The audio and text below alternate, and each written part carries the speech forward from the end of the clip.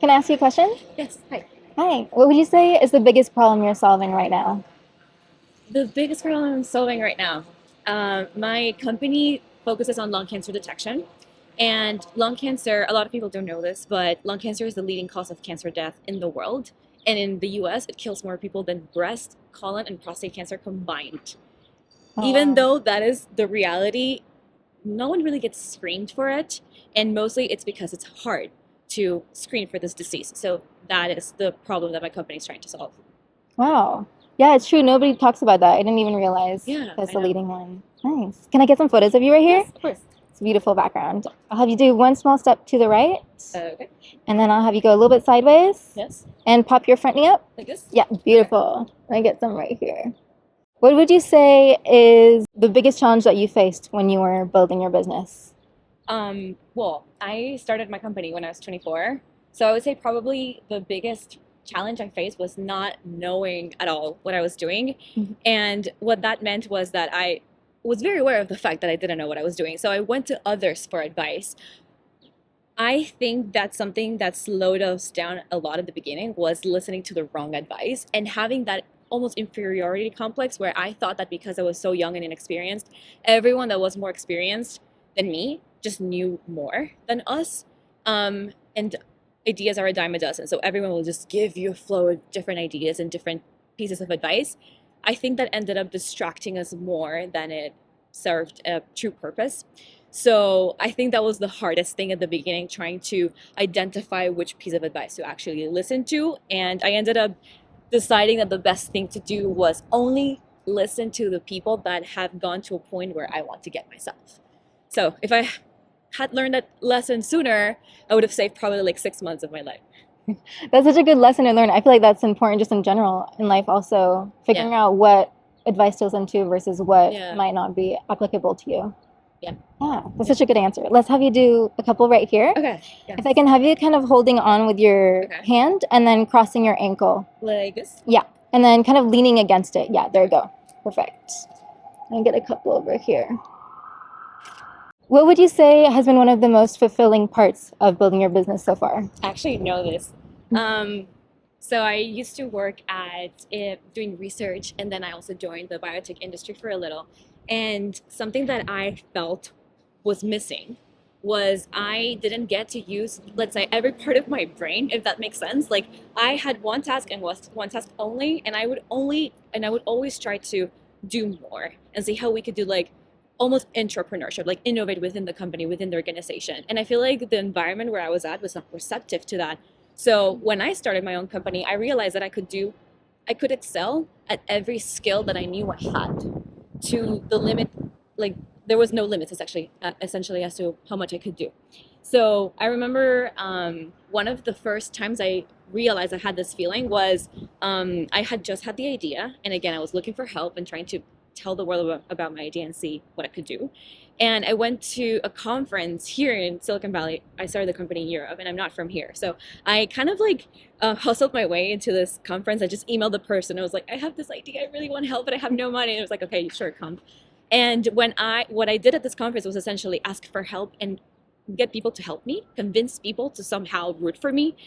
But the skill I was using was the skill of making friends, which is a skill that I had, I think, always been good at, but I had never used at work. And the fact that I now had a job where I could use that skill that I had practiced for so many years in my life was like, wow, this is the dream, you know? So like I feel like every little part of my brain lights up in different ways because you have to do so many different things at a company. So I think that's the best thing. I love that. Yeah, that's true. When you're in a position as an employee, you're kind of limited. You have guardrails on what they want you to accomplish, unless you're really lucky. Yeah. So being able to be an entrepreneur, you've got this freedom of just self-expression and like Exactly. doing what you want to do. I Yeah. love that. That's such a Yeah, it's I such a know. great So point. yeah, it's And pretty good. also another thing you touched upon is like the ability of communicating and asking for help and building relationships and how important that was and you getting in the door. It's everything. Like at the beginning, you don't have absolutely anything. It's just you and an idea, and it takes one champion to be like, I actually see you, I believe in you, I'll open some doors for you. So yeah. How would you, what advice would you give to someone who is hesitant to do that? Like, how can they get started with that? Well, my first advice would be if you're hesitant, maybe it's not the right path. Yeah. I think there's no such thing as not having enough drive. It's just not being passionate enough about the idea. To me, after having the idea with my co-founder of building something that was as easy as a COVID test to detect lung cancer, I couldn't sleep. Like, there was no path. There was no route for me that wasn't building this. Like, there was simply no other option. I became obsessed. And I didn't really understand how no one had done it before or how it wasn't being done already. So to me, it was even riskier not to do it. Sorry, it was riskier. Yeah, it was riskier to give up on the idea than to actually pursue it because it seemed like such a big no-brainer. So I say this as a person that had already been tried starting a few startups before and nothing motivated me like this. So if you're hesitant, then maybe you haven't found the right idea yet. Yeah, it's true. You're building something that's so mission driven. Do you feel like it's important to have a deeper mission to what you're building to get you up? 100%. Like, if you're choosing a cash flow business just because you think it's going to work, some people do that, and it takes a certain type of personality to do that. But if you want to build a venture backable startup that has exponential growth, there is no way to go through all of the misery that you have to go through if there's nothing underlying, like a fire burning inside of you that will drive you through the darkest days. Like, if you don't have that, there is no chance. I love It's that. true. All right, let's get some photos right over Okay. here. Let's do some sitting ones actually. If you can help me move this a little bit further back. Here? Yeah, and then we'll have you sitting in this chair right here. I can see the passion in your eyes. I love it. I see you really believe in this, and it's Oh, like. I really do. All right, let's have you cross your ink. There we go. Like this? Perfect. Oh my Nice. gosh, I should have picked better socks. No, they look great, and I won't get them in the shot anyways.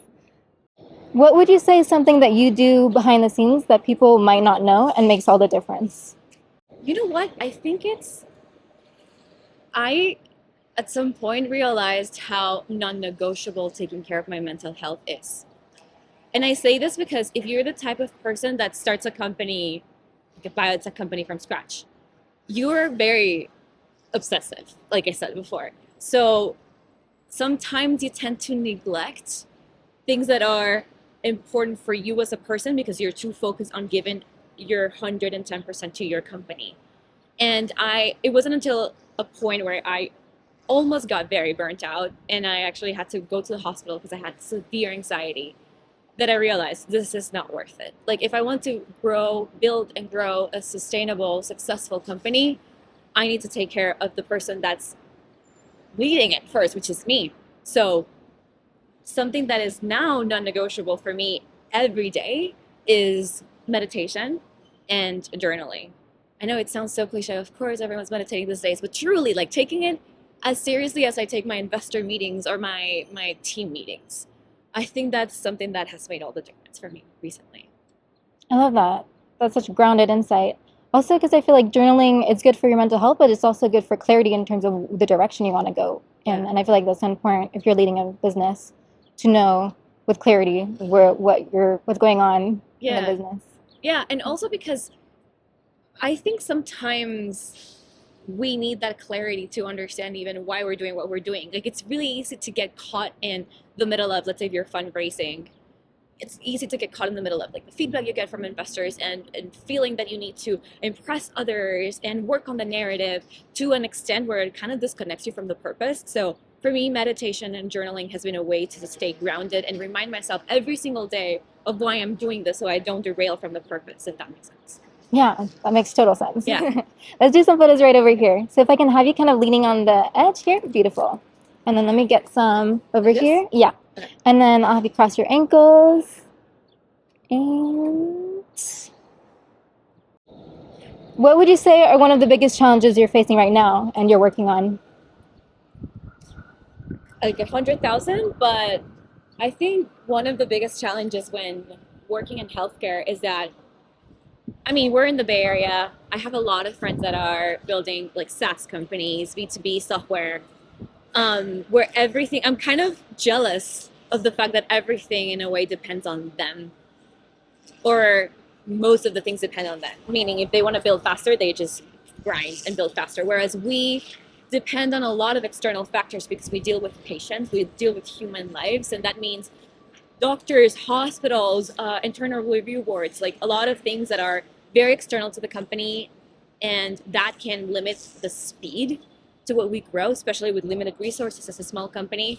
I think that's one of the biggest challenges we are facing right now. So on the other hand, what's exciting about that is that it gets our creative juices flowing. And like this morning, for example, we had a meeting and we're like, what can we possibly do as a team to like make things go faster? Do we show up at the hospitals with a bag of croissants? Like, let's do it. Do we create an internal software so that the doctors can track everything more easily? Let's do it. So while this limits the speed of growth, it's not an excuse to just say, oh, this is just how the industry works. It's actually an opportunity for us to get better and get more creative. Yeah, I didn't think about that. You do have a lot more stakeholders, so it forces you to be more patient in a lot of ways. It's more the patient aspect of it. Like the only true progress we can make is by testing patients, because it's a diagnostics company. So we need that patient sample to drive to make meaningful progress, and that's something that you have to get from an actual human being, and that has its consequences. So is it the duration of the trial that takes longer, or is it finding those patients who are ready to be tested? Well, we have a running clinical trial. So we have the hospitals that are onboarded. Finding the patients, like it goes in waves. You don't know how many cancer patients you'll have in a given week. Like it might, I don't know, it might, sometimes it can be seasonal.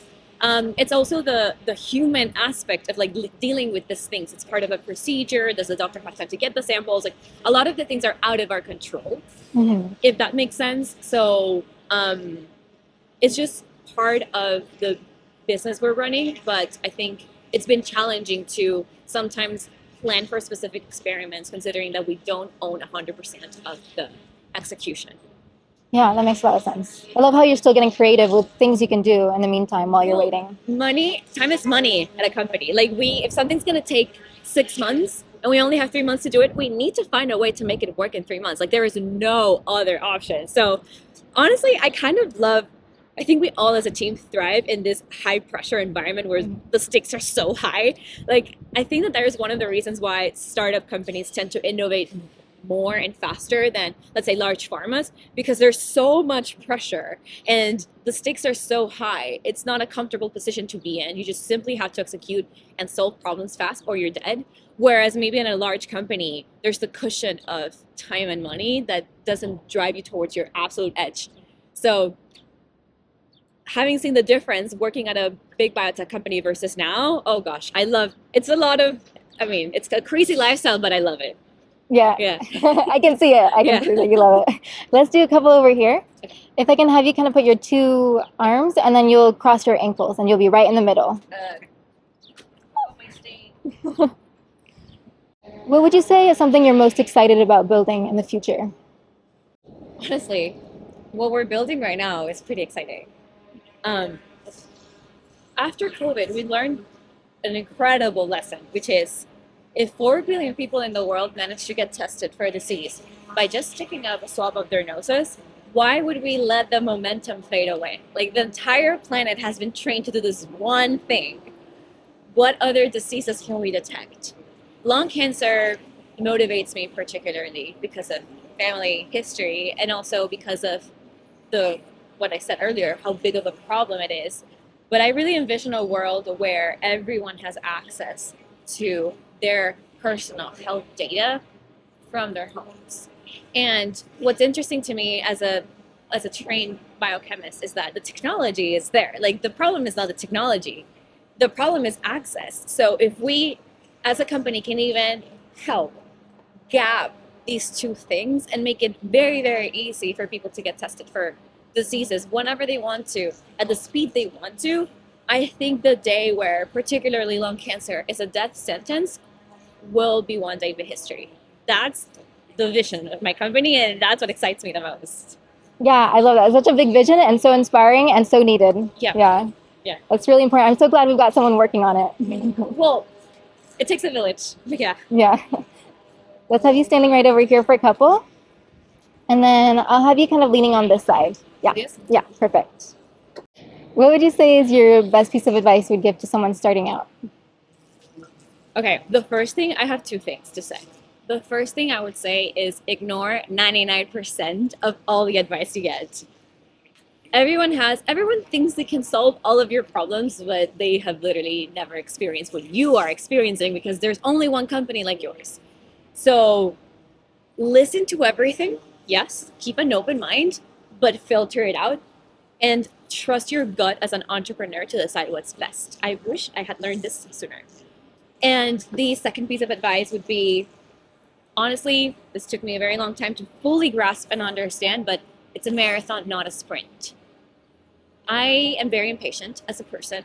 I want things done yesterday. And as I have shared, unfortunately, that's not the case for any company, but mostly for like healthcare companies. It's even slower. So if you're building something that will have generational impact, what's a few weeks? What's a few months? You're gonna be in this for years of your life. So never forget that. Learn how to enjoy the process. Don't burn yourself out. You're doing no one a favor by doing that. And truly understand that you're in this for the long road. I feel like that's very helpful. It's true. Thinking long term is really important. Yes. Especially when you're an entrepreneur and you just want to make things happen. Yes. And you're ambitious. Great piece of advice. Let's do a couple last shots over here. Let's do it. And then I think we should be good. If I can have you sitting in this chair. Okay. This will be fun. Like this. If you can, are you able to do it with your knees? Yeah. Like this? Yeah, there we go. Okay. Like this? Yeah, that's good. And beautiful.